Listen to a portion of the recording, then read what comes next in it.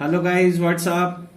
Hope you all doing well. So today we'll discuss the topic probability. So basically, how can you define probability?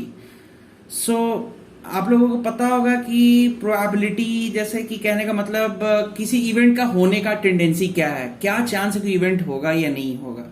ठीक है, तो ये एक बहुत ही important topic है मैथ्स से रिलेटेड, और ये जनरली क्लास 10th में होता है। तो मैं इसी के लिए ये टॉपिक को कवर कर रहा हूँ। जनरली बच्चों को बहुत ही प्रॉब्लम होता है इस टॉपिक में, प्रोबेबिलिटी। ये टोटली न्यू टॉपिक होता है ना। सो देखिए प्रोबेबिलिटी, सपोज फॉर एग्जांपल मैं आपको एक एग्जांपल दे रहा हूँ। सपोज एक आप कॉइन को थ्रो करोगे तो उसमें क्या क्या आने का चांस रहेगा, या तो हेड आएगा या तो टेल आएगा। यही दो केसेस हो सकती हैं, राइट। सो प्रोबेबिलिटी किसी भी इवेंट कहने का मतलब, जैसे मैं बोल रहा हूं कि एक डाइस को मैंने थ्रो किया तो ये एक इवेंट हो गया। आपने एक डाइस को थ्रो किया तो एक इवेंट हो गया, और उस इवेंट के अंदर में या तो हेड आएगा या तो टेल आएगा। तो ये इस वर्ड को कहा जाता है सैंपल स्पेस। सैंपल स्पेस ये बहुत ही इंपॉर्टेंट वर्ड है प्रोबेबिलिटी में, सैंपल स्पेस। सैंपल स्पेस कहने का मतलब कि अगर आप कोई सपोज, एक और एक एग्जांपल मैं आपको देता हूं। Suppose for example if will throw a dice, right.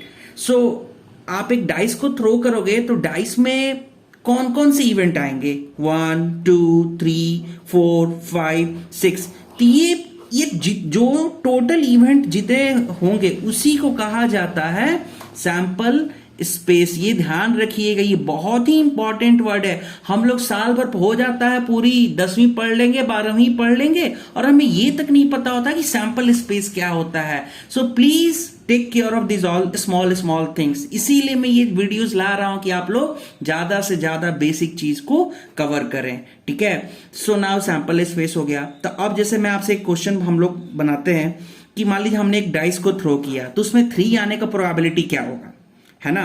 3 आने का प्रोबेबिलिटी क्या होगा, तो देखिए प्रोबेबिलिटी का फॉर्मूला क्या होता है, जितनी घटनाएं हो चुकी हैं, मतलब टोटल इवेंट जो सैंपल स्पेस में है उसका है। तो यहां पर टोटल कितने इवेंट है, 1 2 3 4 5 6, तो उसको डिनोमिनेटर में लिख दिया जाता है। और जिस इवेंट के बारे में हम लोग डिस्कस कर रहे हैं, सपोज मैंने बोला कि 3 आने का प्रोबेबिलिटी क्या, तो इस पूरे इवेंट में 3 कितने हैं, एक ही है, तो 1/6 हो जाएगा प्रोबेबिलिटी।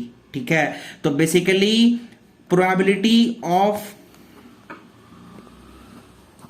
ऑफ एन इवेंट अगर बात किया जाए तो इसका फॉर्मूला क्या हो जाएगा, total event number of events